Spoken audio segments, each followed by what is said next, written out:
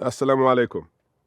My name is Rhamis Kent, and today the topic of our conversation is You Are What You Eat, the Sunnah of Consumption. Now, that may at first strike you as a bit of a strange title, a bit unusual, but I think going into Ramadan, I think it's very relevant and perhaps something that'll give you a little food for thought. Excuse the pun. The whole idea of consumption is often detached from production. Oftentimes, I think, especially living in a world that is largely defined by consumerism and are consuming things that we don't actually participate in the production of, we may become detached from understanding the manner in which these goods and services that we use on a daily basis, how they're actually provided. And this, I think, for many may cause them quite a bit of disquietude, because one of the aspects of living in sort of a modern consumerist economy, modern consumerist society, is that there is a great deal about this consumption that has many detrimental and destructive impacts.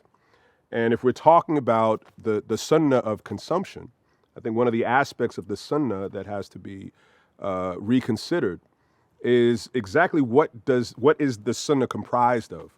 What is the underlying character of the sunnah, the prophetic behavioral pattern, right, that marks the life of the Prophet Muhammad, sallallahu alaihi wasallam, peace and blessings be upon him. I think one of the things we have to probably go back and define or refresh our memories about is exactly what marks the basis of the sunnah of the Prophet Muhammad, sallallahu alaihi wasallam. Well, the Prophet sallallahu alaihi wasallam said about himself that he was sent as a mercy to all of the worlds. Sent as a mercy to all of the worlds. He was sent as a benefit, not only to people that were subscribers to the faith that he was spreading, but also to those who weren't. Right? He was not only sent to show good to his co-religionists, if you will, because I think one of the things we have to remember is in the beginning there was only one Muslim, that he actually was operating in a world with people that didn't necessarily subscribe to the beliefs that he was proselytizing.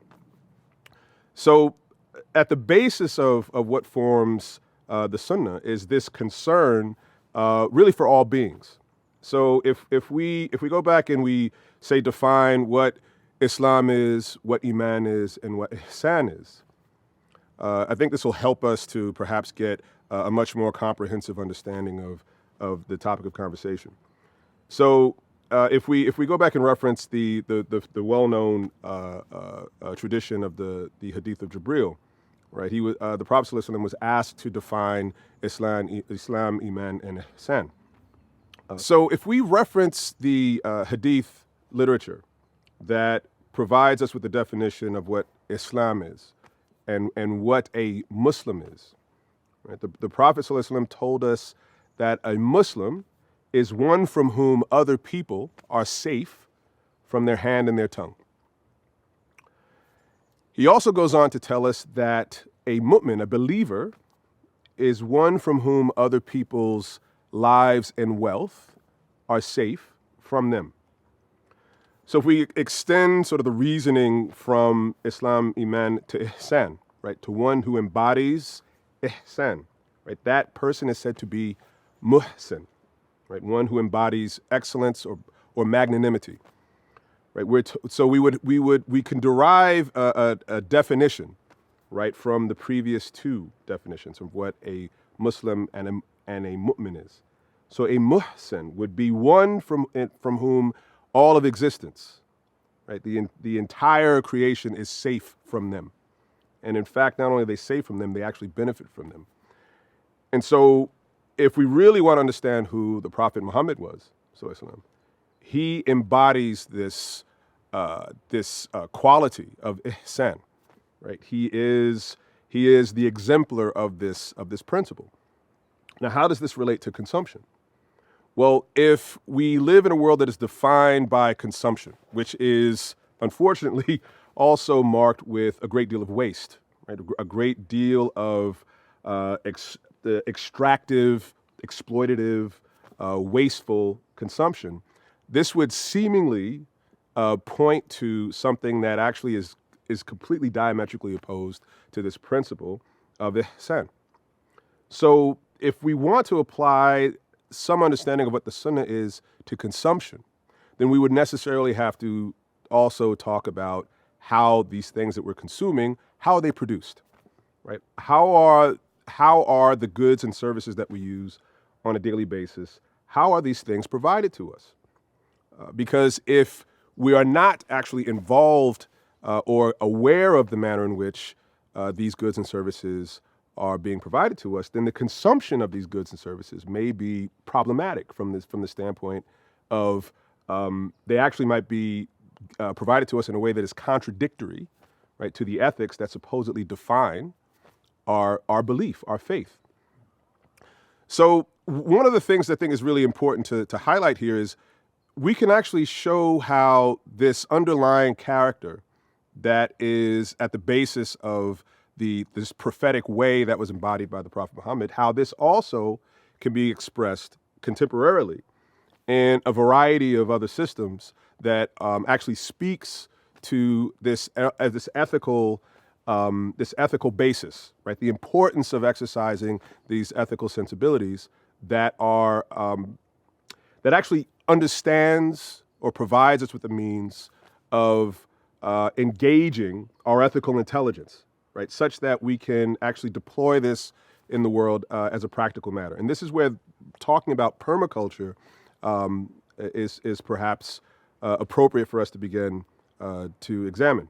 So we're sitting in a garden here on the upper campus at Zaytuna College that was actually designed using principles and ethics that come from a design system, a design process that is known as permaculture, which some of you may have heard of or may be familiar with.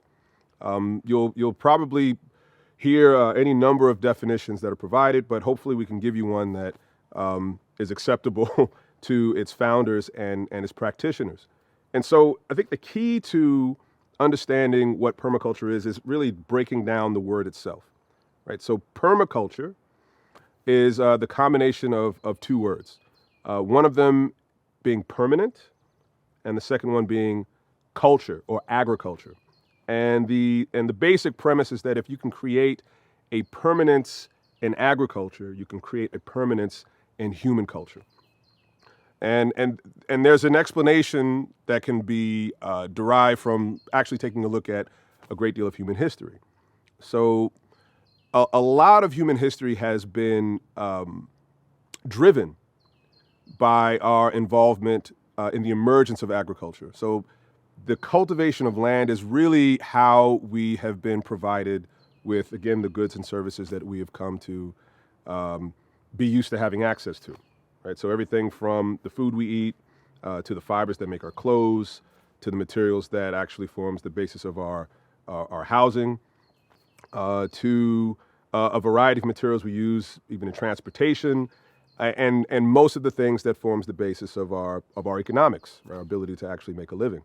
The problem is a great deal of our history has been marked by our inability to kind of navigate the places that we live in a way that would allow for us to be there for an extended period of time. Most of the instances of civilizational collapse, a lot of the trouble that we see that marks a great deal of human history is attached to our inability to perform this task of cultivating and managing land and brokering a partnership or relationship with natural systems. We haven't been able to do this in a way that would provide stability, again, in the long term. If you look at many surveys of human history, you'll find that the most common modes of failure, in fact, are connected to poorly performed agriculture or the poor management of, again, natural systems or landscapes. So things like deforestation and habitat destruction, soil problems, which would include the salinization or the salting of soils, the erosion of soils, the loss of fertility, water management problems. All of these things have been the precursor to civilizational and societal collapse.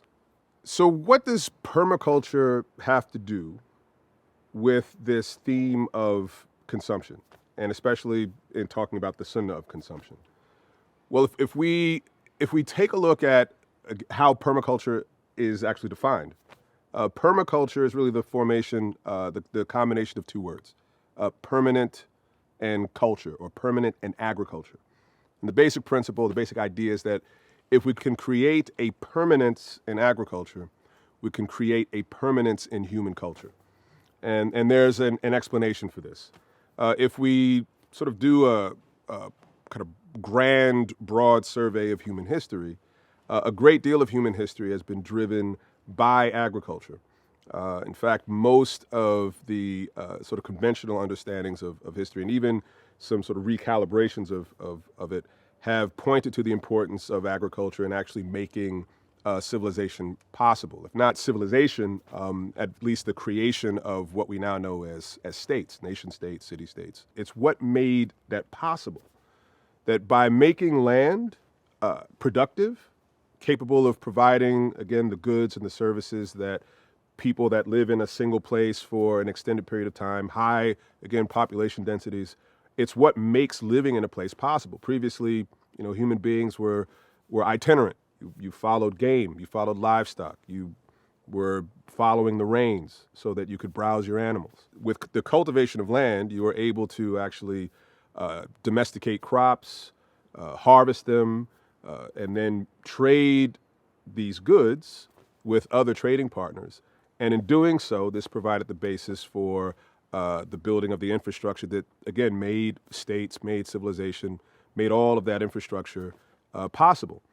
But again, the problem with doing all of this is that if it's not actually done in a manner that sort of harmonizes with your physical surroundings, it doesn't actually work in accord with the way that natural systems work, that over time, you'll actually begin to degrade these places, and they're no longer able to function properly.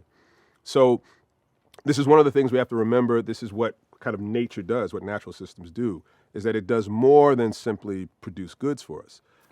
If we look at what are called the ecosystem services, they're usually split into four categories. You have the regulating services, the provisioning services, the supporting services, and the cultural services.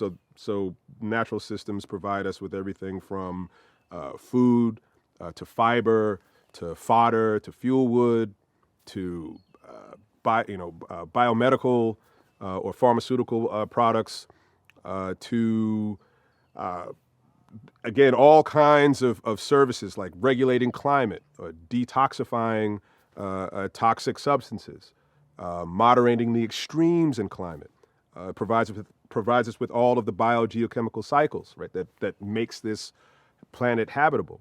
Well, agriculture, unfortunately, was one of the things that began to undermine a lot of that functioning. And this is kind of one of the things that is just part and parcel of what it is to again, to cultivate land and to not do it well. So if we actually look at surveys of history, we look at the way that civilizations and societies collapse, you'll find that many of the common modes of failure are actually attached to this thing we called agriculture. At least agriculture performed poorly. So everything from deforestation to habitat destruction to soil problems to water management problems, all of these, when they're put together and they happen over an extended period of time, this largely explains why a lot of human history is geographically progressive, that we move from place to place, because once one place is no longer capable of supporting a large number of people, we have to go someplace else. And this is precisely why this issue of consumption, and at least trying to apply some understanding of what would consumption that is in accord with the prophetic pattern, the Sunna, what would that look like? Because it's something I think is very difficult for us to get a good idea of, get an accurate idea of in a world that is largely marked by waste, right? Wastefulness.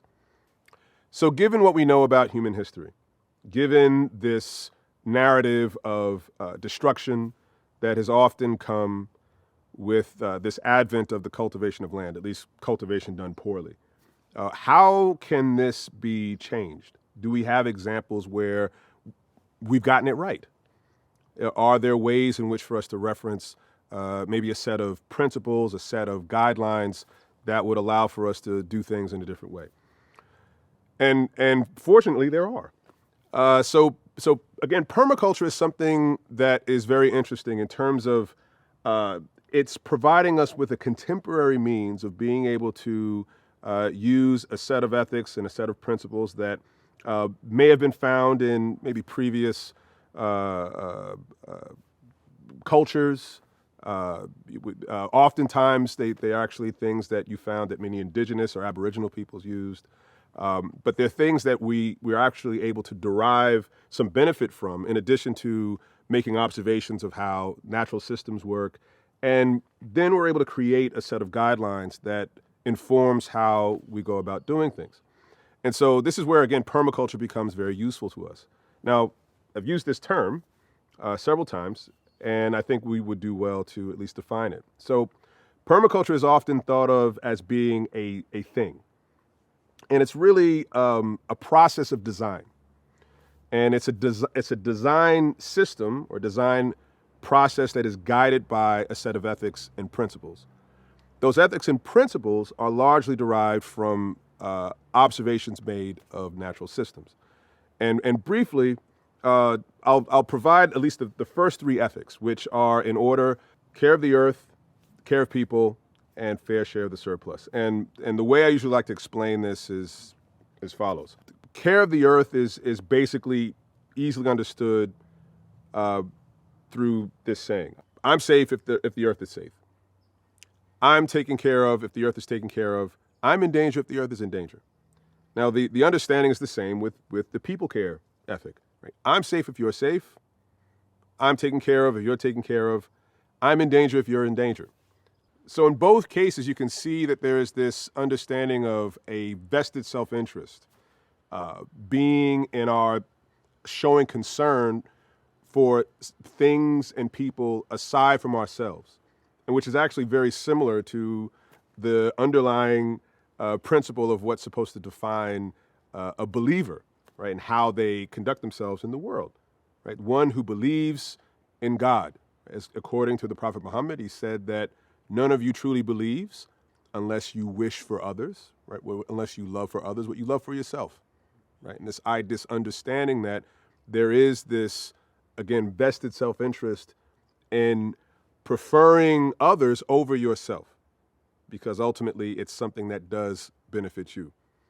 And the last principle is fair share of the surplus, or reinvestment of the surplus. And the understanding is, once we've been able to, say, cover our basic needs, that whatever excess there is actually reinvested into the maintenance of the first two principles, right? Care of the earth and care of people. Right? And ultimately, this is something that, again, benefits us. From those three principles, from those three ethics, we have a set of principles that are derived from those ethics. And the principles are largely derived from observations made of natural systems. And so you'll see different versions of these, but there's one that was actually provided by one of the co-founders of permaculture named David Holmgren that's often used. And there are 12 of them. And so among the 12 principles, there are, mostly in order: observe and interact. And then we go to catch and store energy. And then that's followed by obtain a yield. Apply self-regulation and accept feedback. Use and value renewable resources and services. Produce no waste. Design from patterns to details. Integrate rather than segregate. Use small and slow solutions. Use and value diversity. Use edges and value the marginal. And creatively use and respond to change. Now, in using all of these principles to guide how we implement design, I think this is where, again, providing another definition of permaculture becomes quite useful. One of the things that one of its co-creators, its co-founders, Bill Mollison, was quoted as saying once was, permaculture isn't really interested in how to do things, right? How to do things is, that's technique. He said that permaculture is interested, again, as a design process, in how to think about how to do things. And really, the design is not only about the components that you are using in making up the design and sort of populating design. The design is really about how you connect the components, right? How they are put together in an effort to try to create a certain set of outcomes. And so you can think about this perhaps using the body as an analogy, and how all of these different parts and organs are put together. That it's not a random assembly of organs, it's not a random assembly of parts. The reason why the body works as well as it does is because the organs are put together in a way that makes best use of what each of the organs has to offer, right? So they typically have a number of different functions. They provide us with a number of different capabilities, and depending on how all of the parts are put together, you will have a certain set of outcomes that are produced. And so the job of the designer is to put the pieces in the places that will best leverage what each of them has to offer.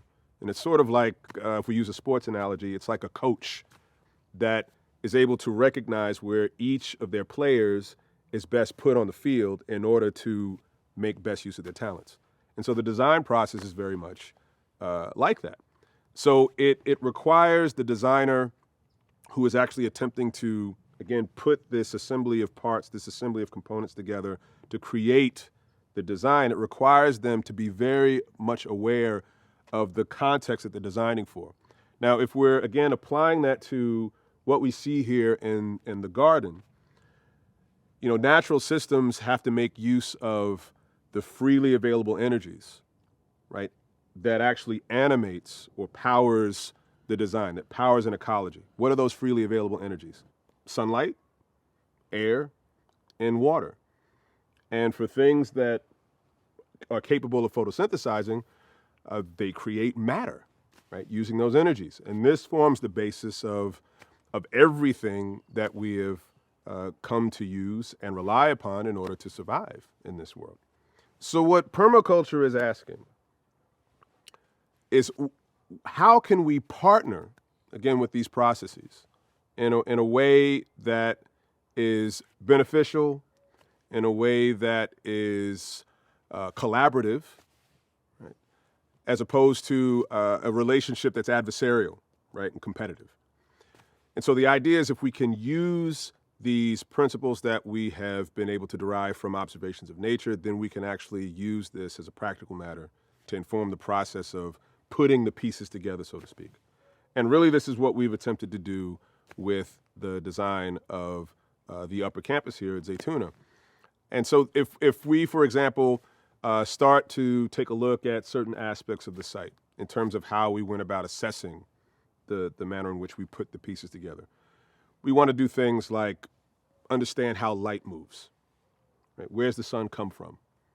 How does it move across the sky? Where does the sun set? How does the sun change position throughout the year? Where do we locate, actually, the garden? So if you notice, there's a lot of light here at this portion of the campus. We happen to be positioned in the southernmost portion of the campus. So for those that are familiar with how light works and how the sun moves, we're in the northern hemisphere. And being in the northern hemisphere, if you want to face the sun, you need to be facing south, right? Because that's where the equator is, and the sun never deviates far from the equator. Now, again, that's something that you learn in actually observing the world that you live in.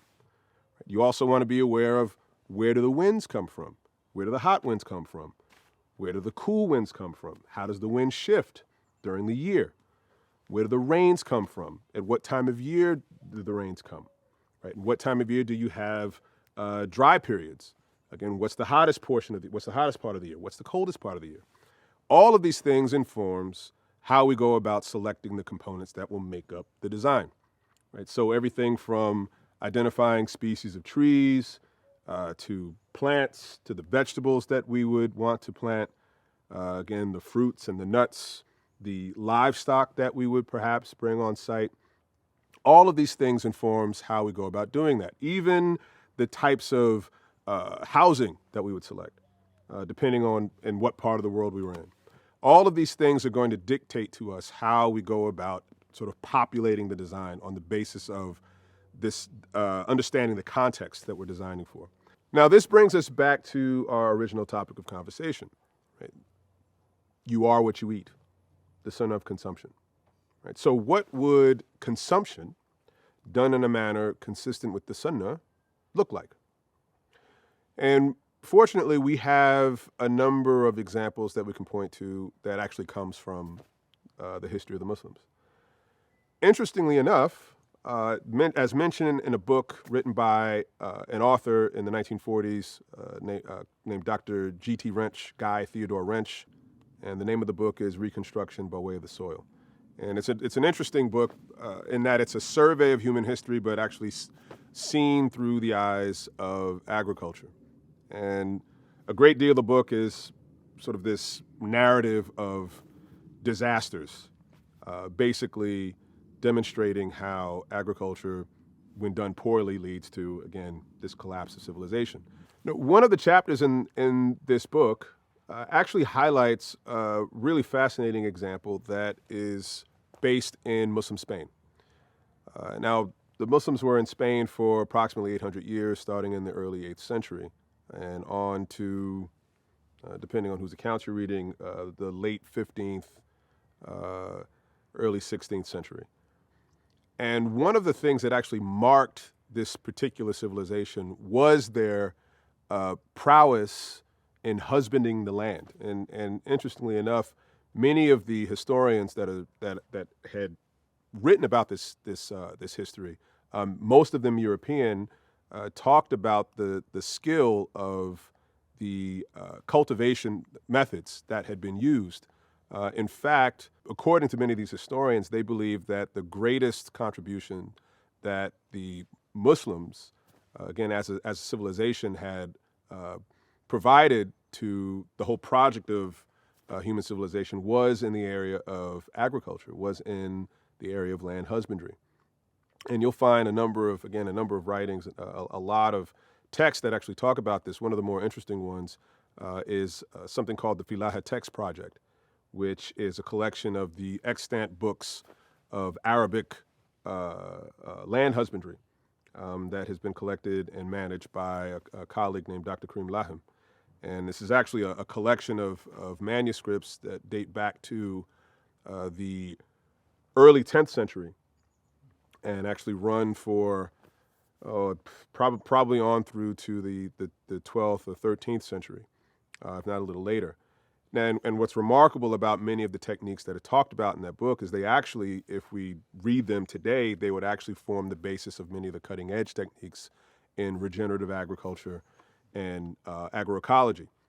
They actually function using a lot of the principles that we had just mentioned, that they are informed by an understanding of, again, how natural systems work. And there's this intentional attempt to actually create or broker this partnership, right? This relationship with land. Now, this is something that is very much spoken about within the Islamic intellectual tradition. One of the prominent scholars within the history of the Muslims, named Ar-Raghib al-Isfahani, actually spoke about this in a book that actually talks about the basis of what actually informs the sacred law, right? He wrote a book called Al-Dhariya ila Makarim al-Sharia, right? The path to the noble qualities or virtues of the sacred law. So he mentions, as derived from a reading of the Islamic tradition, he derives three purposes, again, for human existence. The first one he mentions is imarat al-ard, or the cultivation or betterment of land, of earth. The second one he mentions is worship. And again, depending on how worship is defined, right, that it actually would extend beyond simply talking about the ritual forms of worship. And the third one he mentions is khilafa, or the vicegerency, or stewardship of the creation. And it's very interesting that two of the three purposes are actually related to how the human being comports itself in relation to the creation. Now, again, this is very relevant to the topic of consumption, because we don't simply consume things or participate in the consumption of things just to sort of sate or fulfill the desires and appetites connected to the senses. That there's a greater purpose, right, that would need to be spoken to here. That not only do we have to be worried about how we consume or what we consume, but also the manner in which how the things we consume have also been produced, and the degree to which we are also responsible, right, for the manner in which these things are produced. And this is something that I think is often overlooked, because many of the principles, many of these ideas that really forms the basis of our understanding of our faith actually comes from a people and a time that lived before the advent of, again, industrial consumerism. Many of them were pre-moderns. Many of these people were actually intimately involved in the process of producing the things that they consumed. So they knew very well what they were consuming, where it came from, and how it was produced, right? That whether or not it involved, say, the use of exploited labor, right? Whether or not it involved the use of destructive processes, right? These extractive methods. Now, this is where having an understanding of how the things that we consume, having an understanding of how the things are produced becomes really critical, because we can't really see the consumption of, again, people living in the midst of a modern industrial consumer society as being the same as the consumption of people that lived in, say, pre-modern times, right? In a time, in an era, in a society that predates industrialization, that predates the whole idea of consumerism. That you still had with pre-modern peoples, such as the folks that are mentioned in the Reconstruction by Way of the Soil book. You're still talking about people that were very much connected intimately to the processes that were attached to, again, the production and the provisioning of the goods and services that supplied those societies. So, for example, if you look at, again, why was Muslim Spain so successful in comparison to the other nations that were within the same region? If you actually read some of the historical accounts, Spain had a population of upwards of 30 million people. If you took the four most populous countries in Europe during the same time, which would have been England, France, Germany, and Italy, you may have had, in sum, between the four of those countries, maybe 15 to 20 million people.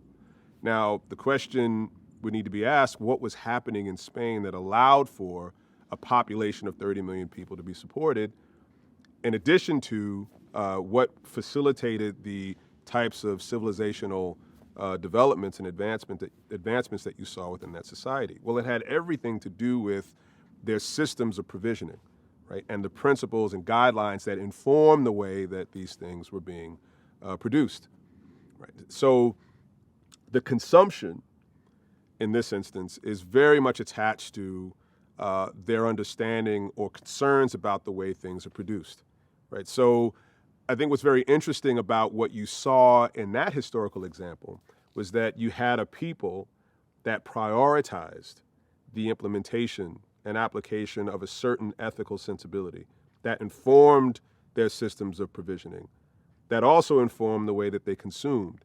And in doing so, it actually made the place that they were in better for having had them.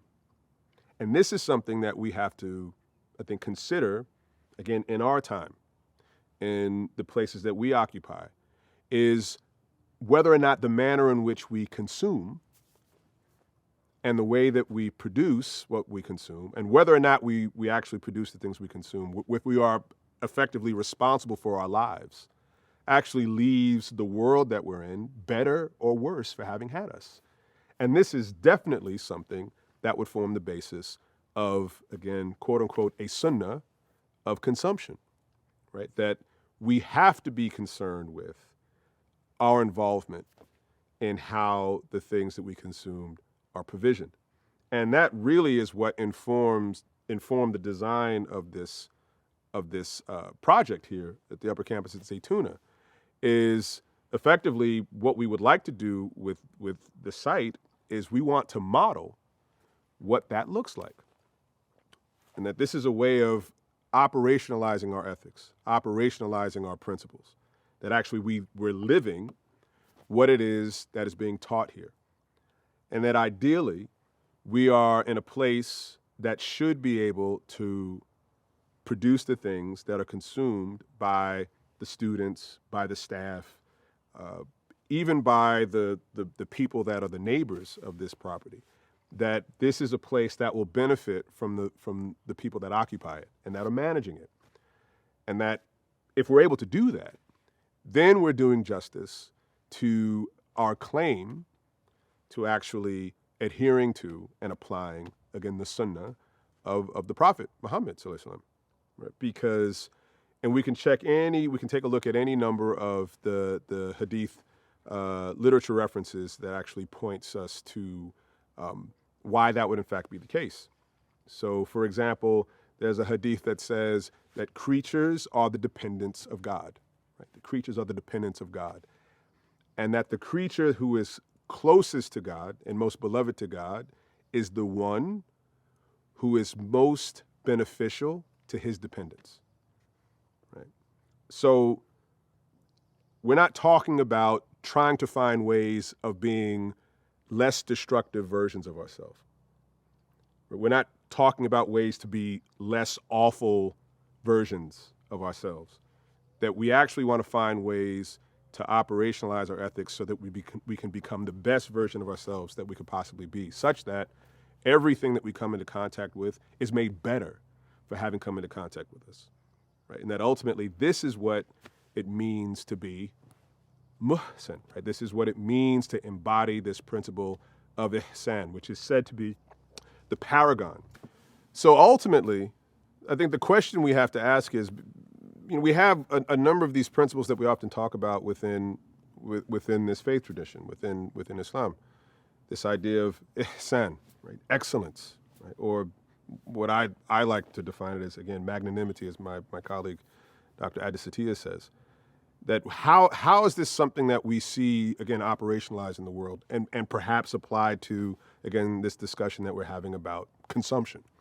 We can't have a conversation about consumption without talking about production, right? So if we can find ways in which to create systems that are doing this in a way that is beneficial, that actually creates more good than it does harm, right? So it actually creates more well-being than it actually creates destructive impacts.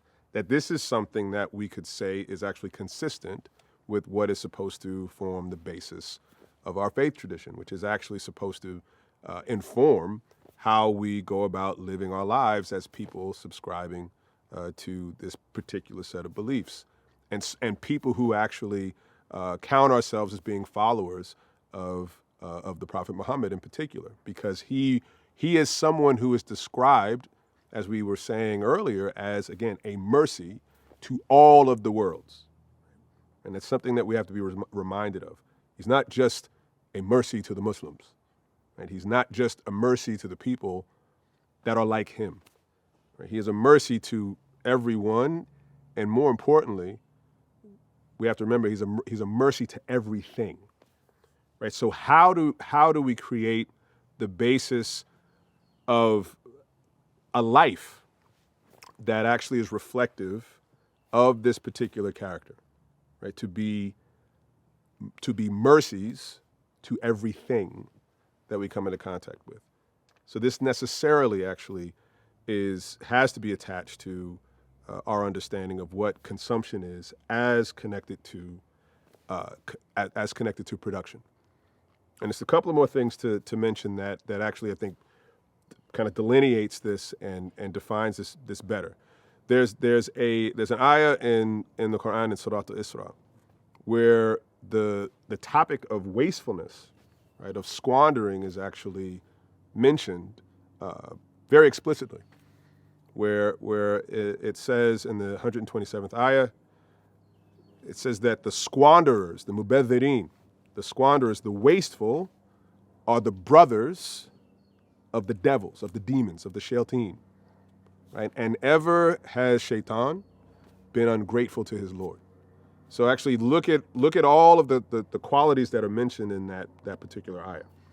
Right? You have wastefulness, right, or squandering, that makes one the kin of the demons, of the devils, right, of the shayateen.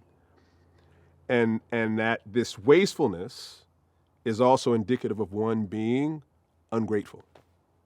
So it's a very powerful verse, and it's actually quite frightening, because what is largely the basis of modern industrial consumerism? It's waste, right? It's waste. Now, if we actually look at something, another ayah that is sort of the diametrically opposed version of what is discussed in the ayah in Surah Al-Isra, we can go to Surah Al-Ibrahim, and a very oft repeated ayah about gratitude, right? And in this ayah, God says that if you are grateful, I will grant you increase, right? I will give you more. But if you are ungrateful, my punishment is severe, right? So again, what's interesting here is that gratitude is actually connected to being one of the foundational qualities of one who believes. And that if one is grateful, as one is able to show gratitude, that actually this is a reason for you to be increased in your provision or your blessings, again, from God. As opposed to one who is wasteful, that this is the quality attached to one who is counted as being from among, again, the disbelievers or the ungrateful, and that this is a reason to incur punishment. Now, one of the things that could be said about, one of the many of the challenges that we're facing now with regard to things like climate change or global warming or drought or desertification or land degradation is that these could be seen as forms of this type of punishment that accompanies wastefulness.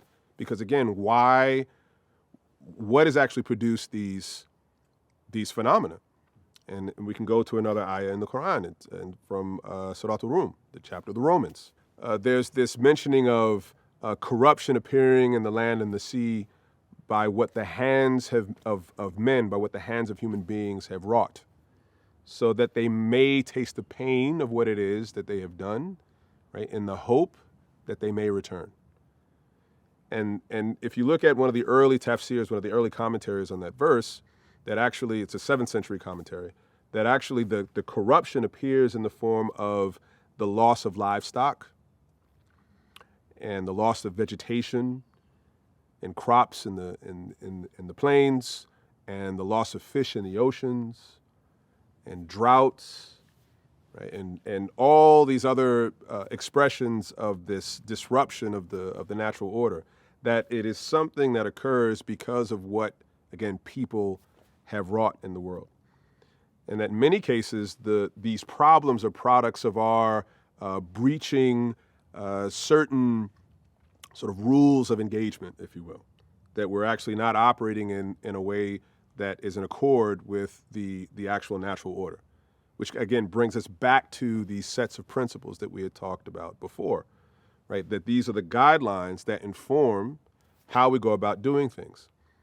And I believe this reinforces the importance of understanding that the real problem, the challenge for us, isn't so much about technology, right? Again, because technology it's just concerned with whether or not you are capable of doing something, right? Really, our problem is exercising the sensibilities that allows for us to put into motion, to actually to practically apply a set of ethics and a set of principles that informs whether or not we should do the things that we're actually capable of. And that's a very different matter, right? Being able to answer the question as to whether or not we should do something that we are in fact technically capable of. Now, this again lies at the heart of what makes modern consumption what it is, right? This is what has formed the basis of our, again, industrial consumer society. So the sunnah of consumption would also be concerned with exercising an ethical sensibility, which allows for us to make this decision, this determination of whether or not we should do things that we are actually technically capable of doing. And that applying a certain ethical intelligence would actually prevent us from engaging in practices, engaging in processes, engaging in activities that are actually creating, again, this corruption, right, that are actually allowing for this destruction and this undermining of nature to be enabled, because that is not why we're here. Right? And this is something that is, again, spoken very, very, very, very directly to in our tradition. So in looking at this issue of, we are what we eat, this is what this whole project is about. It's actually about demonstrating how, if we are really concerned about what we eat, and we are really concerned about this, again, practical implementation of having a real understanding of the Sunna, that we have to actually undertake projects like these. Every community of Muslims, and I would say every community of faith, really, would need to engage in this type of activity. Because if there's anything that is kind of a hallmark of the modern world, it's the disengagement, it's the lack of involvement in producing the things that allows for us to live a life. It's the lack of involvement in doing those things responsibly, right? And in a way that creates more benefit than it creates harm. And if we really are people of faith, then that's something that we unequivocally have to be concerned with, or else I would dare say that we're not doing justice to those who were given the responsibility of revealing these faith traditions, that we're not upholding our end of the bargain in that regard. So, with that, God willing, we'll be able to continue on with this project. And there are plans actually to expand this to the rest of the campus and to actually have this become a part of the curriculum. And hopefully we're able to replicate these projects because this is effectively a type of applied ethics, right, that actually gives our tradition, in a very real sense of the term, and a very real understanding of the tradition. It actually gives the ethics that form the basis of the tradition, it gives it teeth. Right? It actually makes it practical. It makes it deployable. It actually makes it real. It makes it real. So a few things to take away during the month of Ramadan to see if you can put into practice. Oftentimes, in many of the functions that we attend, with family or going to the mosque and having iftar or sahur, and many times we have meals or gatherings where a lot of garbage, a lot of refuse, a lot of waste is produced. So a few things to perhaps cut down on that. If you're going to use disposable utensils or plates, there are a lot of options now that can be made use of with compostable or recyclable utensils and eatingware. So try purchasing those because it really does make a difference. One of the big problems that we're having, if you actually are familiar with what's happening with lots of municipalities, is there are real challenges in being able to handle and manage a lot of the waste that is produced by, in towns and cities and a variety of different places that have to pick up other people's waste. The same thing with organics, food waste. There are ways that you can route a lot of your food waste into waste streams that are then eventually composted. Possibly some of them could be routed to, the consumption by livestock. Some of the foodstuffs, if you have a lot of food that isn't being consumed, again, at your function, in many cases, there's a chance to route a lot of the excess to people in need. We have actually a lot of programs that I'm involved with in Washington at present is actually connected to efforts to address hunger. Right, so a lot of hunger relief efforts are looking for lots of ways of using the excess that comes from, again, a variety of functions like what we have during Ramadan, actually meeting the needs of people who are hungry, which has certainly been a problem highlighted with the advent of COVID. So there are a lot of opportunities for us to do a lot of good, or at least to minimize the bad that we're doing, if you will. But these are some of the low-hanging fruit. But ultimately, hopefully, our communities can become more aware of a lot of the topics and a lot of the subject of interest that we talked about in this series. What we really should be pointing ourselves towards, what our community should be pointing themselves towards, is actually creating this capacity to actually be producers rather than consumers. That actually we need to participate more in the production and the provisioning of the things that our communities are consuming. So perhaps communities can begin to aggregate resources, pool their resources, and augmenting their ability to do that. Maybe one day you'll be able to get up enough money to where you can buy an empty lot or a tract of land where your communities can participate in the production of the vegetables and the fruits and perhaps some of the animal sourced items, whether it's eggs or meat or milk, that communities can actually build the capacity to provide those things themselves. Because ultimately that's something that provides communities with some modicum of autonomy and, again, self-determination, and ultimately it's something that actually speaks to the ethics that are supposed to define us, right? It's something that actually allows for us to not participate in destructive systems, extractive systems, exploitative systems, which unfortunately it's a lot of what forms the basis of the systems of production and provisioning for a lot of the industrial world now, for a lot of the world. Right? And again, this is something that is very much contradictory to what we claim to believe. And if we are to be true to our faith, then we need to live it. Right? So it's not just what we do in the mosque or what you do in the house or what you do on the prayer mat. Ultimately, what kind of people does your practice produce? And to quote another mentor and colleague of mine, Dr. Uthman Abdurrahman Llewellyn, and I think he really provided a really great summary of what worship is, right? To actually go back to the points that were mentioned by Al-Raghib al-Isfahani. He said that the essence of worship is to do the greatest good to the entire creation. The essence of worship is to do the greatest good to the entire creation.